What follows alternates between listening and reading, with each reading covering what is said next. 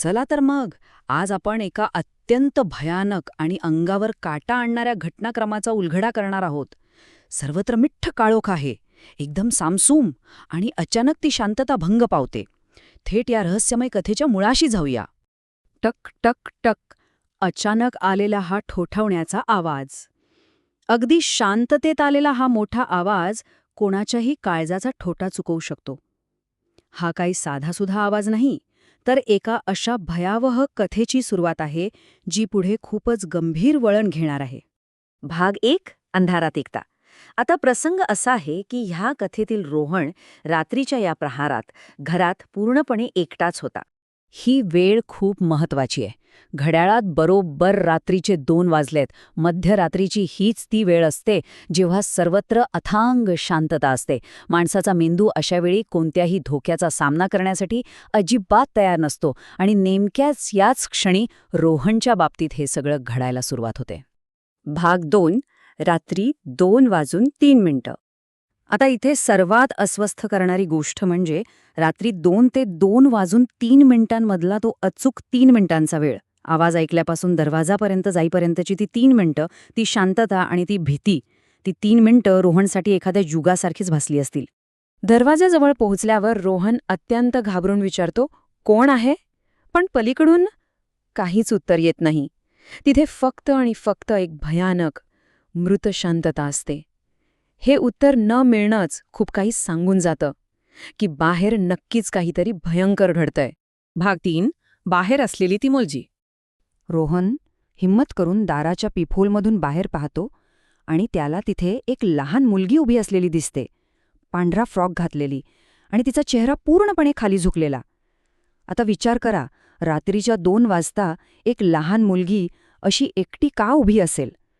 हा नुसता विचारच श्वास रोखून धरायला लावतो. आणि मग ती मुलगी अत्यंत हळू आणि भयावह आवाजात म्हणते, काका, मला आत येऊ द्या. तिचा तो लहान, निरागस पण अस्वाभाविक आवाज रोहनच्या कानांवर पडतो. त्या क्षणी रोहनच्या हृदयाची धडधड किती वाढली असेल. हा प्रसंग कुणालाही आतून हादरून टाकण्यासाठी पुरेसा आहे. भाग 4.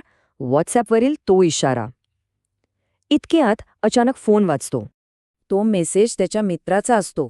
भाऊ, बाहेर कुणालाही दरवाजा उघडू नकोस. आज आपल्या भागात 5 वर्षापूर्वी मेलेली मुलगी दिसतेय म्हणे. हा मेसेज म्हणजे या कथेतील सर्वात मोठा धक्का. रोहनला आता स्पष्ट होतं की दरवाजा बाहेर असलेली ती सामान्य मुलगी नाही. ही जाणीवच काळजाचं पाणी करणारी आहे. भाग 5. पाठीमागून आलेला आवाज. इथून पुढे जी घटना घडते ती खऱ्या अर्थाने धक्कादायक आहे. आता रोहन कुठल्या दुहेरी संकटात सापडल्या ते बघा. एका बाजूला ती भयानक शक्ती दरवाजाबाहेर उभी आहे, आणि आता थेट घरातूनच एक अनोळखी आवाज घुमतोय. तो एका अशा अभेद्य सापड्यात अडकलाय जिथून बाहेर पडणं जवळपास अशक्यच आहे. सगळ्यात भयानक गोष्ट म्हणजे जेव्हा रोहन पुन्हा त्या पीप होलमधून पाहतो, तेव्हा ती मुलगी आता खाली पाहत नसते.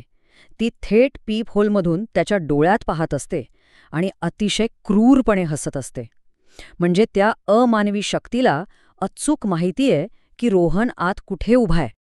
आणि अगदी याच क्षणी जेव्हा रोहनची संपूर्ण नजर त्या दरवाजाबाहेरच्या मुलीवर खिळलेली असते, तेव्हा अचानक त्याच्या अगदी पाठीमागून एक आवाज येतो, दार उघडू नकोस. हा तो क्षण आहे जिथे विचार करण्याची शक्तीच संपून जाते. हा आवाज कोणाचा? तो बंद घरात आला कसा? आता आपणच विचार करूया. जर एक भयंकर आत्मा आधीच दरवाजाबाहेर उभा राहून आत येण्याची वाट पाहत आहे, तर मग रोहनच्या अगदी पाठीमागे त्याच्याच घरात उभी असलेली ती अज्ञात शक्ती नक्की कोणती आहे? हा अनुत्तरित प्रश्नच आपल्याला अस्वस्थ करण्यासाठी पुरेसा आहे. हे गोड आपण इथेच थांबवतोय, पण हा प्रसंग नक्कीच खूप काळ मनात घर करून राहील.